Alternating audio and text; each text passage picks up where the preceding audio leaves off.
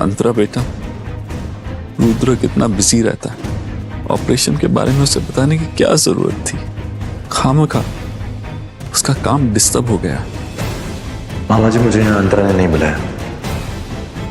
मैं यहाँ गायत्री के लिए आया हूँ।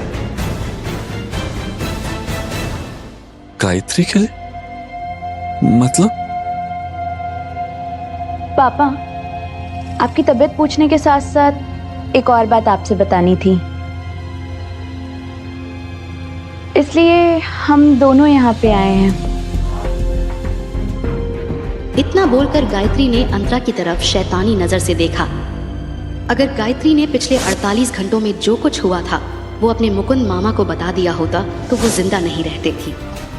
दरअसल पापा, रुद्र अब मेरे सिर्फ जीजा जी नहीं रहे, वो मेरे। रुद्र उसका बॉस भी है ना। गायत्री रुद्र की कंपनी में अब जॉब भी कर रही है ना। रुद्र उसके काम की तारीफ भी करता है। चलो अच्छा है, गायत्री की पढ़ाई के लिए हमने जितनी मुश्किलें झेली उसका अब मीठा फल मिल रहा है। अभी के लिए तो अंतरा ने गायत्री को रोक लिया था, लेकिन गायत्री कब क्या बोल देगी उसका कोई भरोसा नहीं था। अरे तुम लोग खड़े क्यों? बैठो ना। हम बस आपकी तबीयत पूछने के लिए आए थे। अब वो बेहतर है तो हम लोग चलते हैं। एक्चुअली मुझे ऑफिस के लिए लेट हो रहा है तो निकलना होगा। तुम लोग अपना काम निपटाओ, मेरी फिक्र मत करो। मामा जी, अगर आपको किसी भी चीज की जरूरत हो तो मुझे कॉल कर दीजिएगा या फिर गायत्री को कॉल कर दीजिएगा। रुद्र की समझदारी देखकर मुकुंद को हमेशा से लगता था कि अंतरा बहुत ही खुशकिस्मत लड़की है जो उसे रुद्र जैसा सज्जन लड़का मिला है।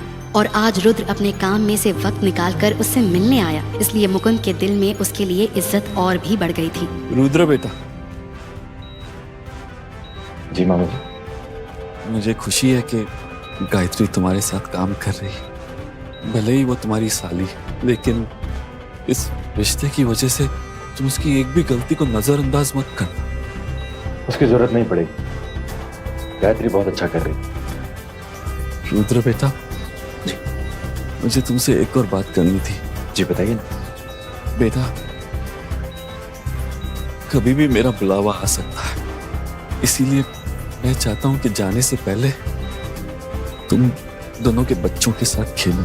मुकुंद की बात सुनकर अंतरा ने अपना सर झुका लिया। वो अपने मामा को कैसे बताती कि वो कभी माँ नहीं बन सकती।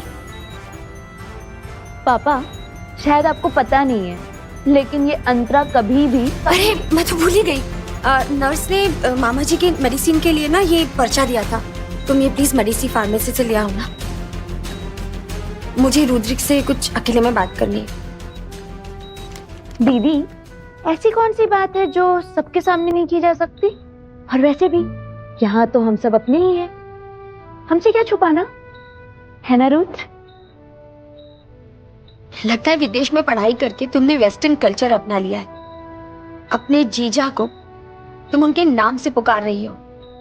गायत्री, पति पत्नी के आपस के मामले में किसी को भी दखल नहीं देना चाहिए। तुम जाकर दवाइयां ले आओ।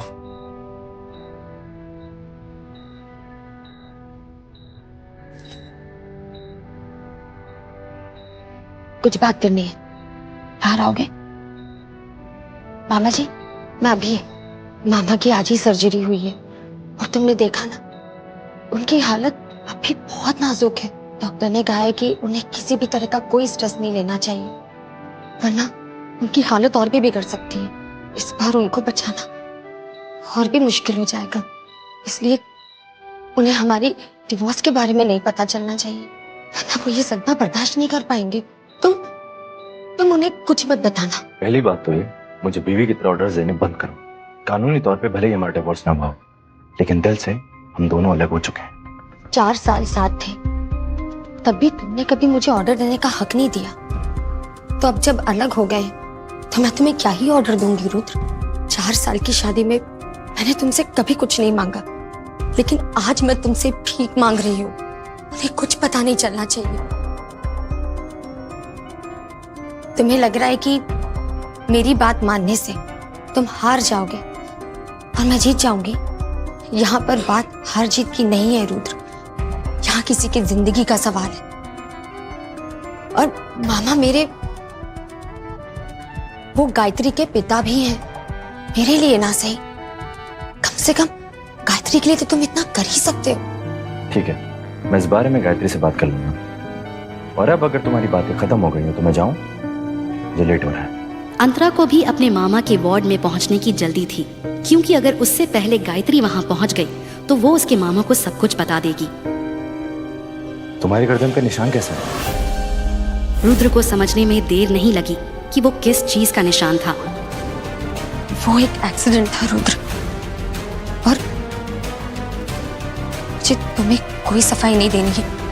एक बार मामा जी ठीक हो जाए तो हम डिवोर्स की प्रोसीजर पूरी कर लेंगे। उसके बाद ना तुम्हें मेरी शक्ल देखने की जरूरत है ना मुझे तुम्हारी। अब तुम्हें मुझसे सवाल करने का कोई हक नहीं है रुद्र। तू शायद भूल रही है, मैं पति हूँ, अभी भी तेरा डिवोर्स हुआ नहीं है हमारा। बता कौन है वो, वरना तेरी जान ले लूंगा।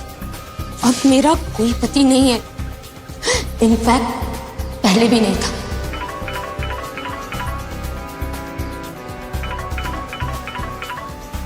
अंतरा अपने मामा के वार्ड की तरफ गई। उसे बस एक ही बात का डर था कि कहीं गायत्री अकेले में अपने पिता को सब कुछ बता ना दे।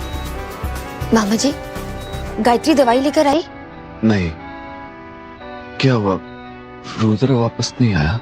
वो रुद्र को कॉल आया था, उसे निकलना पड़ा, पर उसने आपसे ये कहने के लिए कहा है कि वो कल आपसे मिलने जरूर आएगा। तुम बहुत खुशकिस्मत हो बेटा, तुम्हें इतना समझदार पति मिला। मैं आपकी दवाइयां लेकर आती हूँ।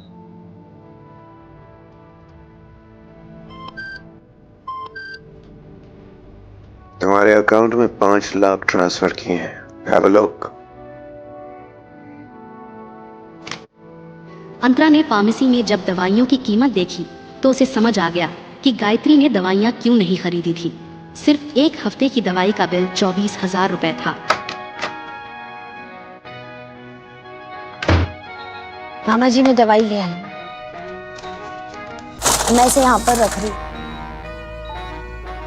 मुझे अभी निकलना होगा और मैं कल सुबह जल्दी आती हूँ। होटल ओशन स्टार के अंदर जब अंतरा दाखिल हुई तब 9 बजने में 10 मिनट बाकी थे। अंतरा को मिस्टर शैडो कौन है ये जानने की उत्सुकता थी, लेकिन साथ में उसे हल्की घबराहट भी हो रही थी। अंतरा रूम नंबर 607 के बाहर आकर रुकी। उसने एक गहरी सांस ली और दरवाजे की तरफ हाथ बढ़ाया। उसके हाथ में हल्की सी कपन थी। अंतरा ने धीरे से दरवाजा खोला और अंदर गई।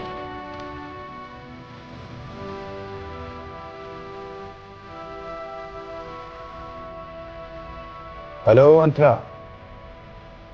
अंतरा ने देखा हल्की रोशनी में उसे खिड़की के पास एक आदमी का आकार दिख रहा था।